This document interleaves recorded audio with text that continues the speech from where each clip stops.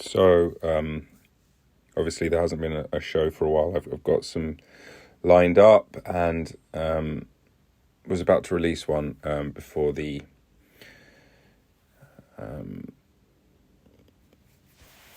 how do you even describe it? The attacks of the last few days, which began in the most recent instance with Hamas launching rockets into Israel and storming the fence and killing, I think the death toll's over 1,000 now on the Israeli side, and I think it's about the same on the Palestinian side.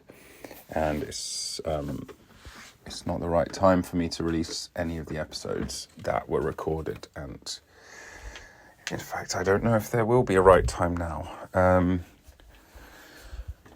I hope to be able to cover this in more detail, but it's all a bit recent and a bit close. I have lots of friends who live in Israel. I've got lots of friends and family in Israel who have been either directly or indirectly affected in really profound, distressing ways. And I am not in a position to record a proper Bliss of the Abyss episode. And I only felt compelled to speak out because I know it's been a little while since I did release an episode. Conflagration of many different things, which are all sort of irrelevant now, the situation that we find ourselves in.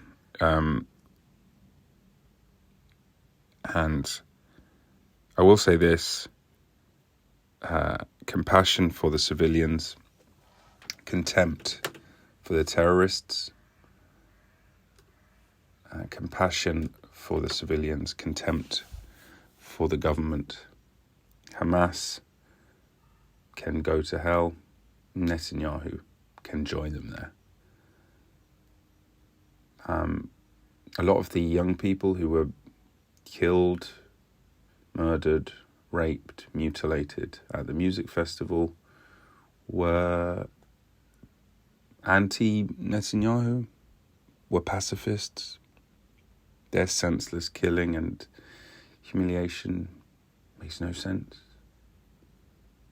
For many years, the expansion of settlements in the West Bank has made no sense. If either side is trying for peace, it certainly doesn't look like it from where I'm sat. And it certainly is going to be a lot more bloodshed on both sides. And it's just so depressing, and I can't turn away, and I'm constantly trying to talk and deal with friends and family and groups that I'm in that are very fractured and frayed at the minute, and it's very, very, very challenging, and it's not the right time for a Bliss of the Abyss. I could share so many different things from both sides. So I'm just going to give a little bit of a stance here that I think is it's a bit more impactful because it comes from a friend, a dear friend, David, who is an Israeli who lives in the UK, is a left-wing guy who's pro-independent Palestine and anti-Netanyahu government. but who has family and friends affected, and members of his synagogue who were taken hostage, including old women. And he's specifically said that he's happy with people to share this, and I'm going to read out what he said and let someone else's words speak for mine, who's a bit closer to it. So, quote, "I've struggled to find the words to describe how I'm feeling and what my family, friends and loved ones are dealing with since Saturday. But silence is complicity and a luxury I can't afford. I'm writing this to my British friends, acquaintances and colleagues. My Israeli and Palestinian friends do not need the hot take of someone who hasn't lived in the region for 9 years." That's him. "I've long given up on having nuanced, intelligent discourse on Facebook, Twitter or Instagram, and have tired of the often vapid virtue signalling one so regularly comes across over these platforms. I'm also humble enough to know that I'm not a diplomat nor a military strategist, but the silence of my friends on the progressive left has been harrowing, and silence is complicity. Those of you who know me, many who don't, know my stance on the Israeli government, on the blockade over Gaza, and on the occupation of the West Bank, and may or may not know of my activism to change Israeli policy over the years. I've not been shy. I also don't feel the need to parade my progressive credentials here. Those of you who know me know, those who don't, I don't really care. One's stance on the conflict is irrelevant to the horrors and atrocities that we have witnessed and experienced over the past 65 hours. Not because Israeli policy hasn't exacerbated an impossible situation, nor fanned the flames through a mixture of negligence and reckless disregard. In my opinion, it has.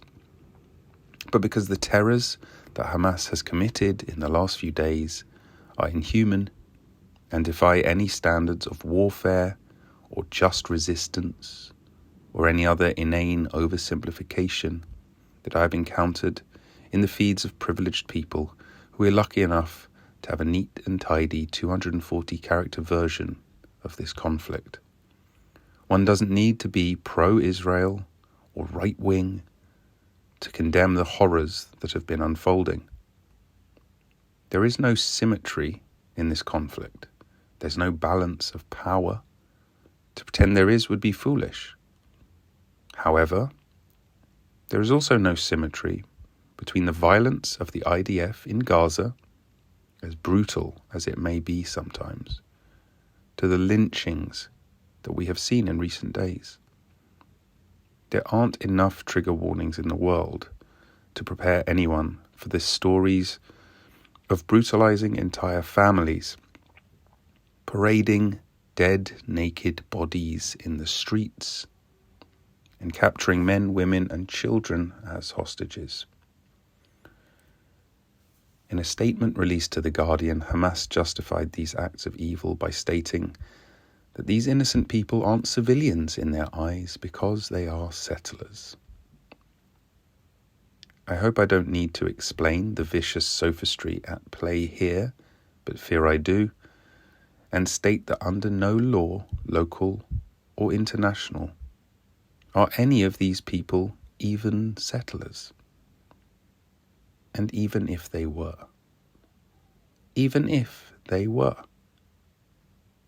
you cannot look at a helpless child or toddler, or at a woman in her 80s, and shoot them point blank, or kidnap them as prisoners of war, if you haven't been so blinded by hatred and radicalism that you have lost all semblance of humanity. According to the Wall Street Journal, there is strong evidence these attacks were supported, assisted and sanctioned by the Iranian regime. If you were horrified at the Iranian regime and what Iran has been doing to its own women, and haven't felt outrage for the heinous treatment of Israeli civilian women by Hamas on Saturday, then I would invite you to interrogate that. None of this is an attempt to justify unnecessary or illegal force in Gaza. Violence doesn't justify violence, and brutality doesn't justify brutality. Deterrence, yes. Establishing power over Hamas via military superiority as necessary. Retaliation, in accordance with international law. Retribution, absolutely not. The calls for vengeance are only human. But if you become the thing you are fighting in order to defeat it, then you have already lost. Hamas is not Palestine. Hamas is not Palestinians.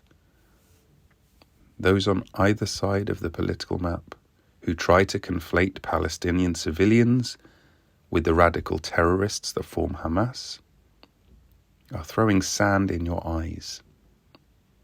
They are using that either as a way to justify Hamas's crimes against humanity, or as a way to justify the murder of innocent Palestinian civilians. Please don't play into their hands. People aren't their governments. You should all know that. If you've read this far, thank you. Please write to the Red Cross, to the human rights organisations you advocate for and support, asking them to interfere on behalf of the scores of civilians, including foreign nationals, who are being held hostage in defiance to all laws of war or morality. Please demand they put international and humanitarian pressure on Hamas to release the civilian hostages. Silence is complicity. I think that is right. And as I said, put much better than I myself am able to. I think it's very articulate and very nuanced. And I hope whatever media you've been consuming, whether that be posts online, social media stuff, videos, clips, photos, whether that be opinion pieces, op-eds, whether it be unhinged, one-sided, or whether it be balanced, I hope you keep in mind that at the basis of all of this is compassion for civilians and contempt for terror. And I hope to be able to speak to you soon again.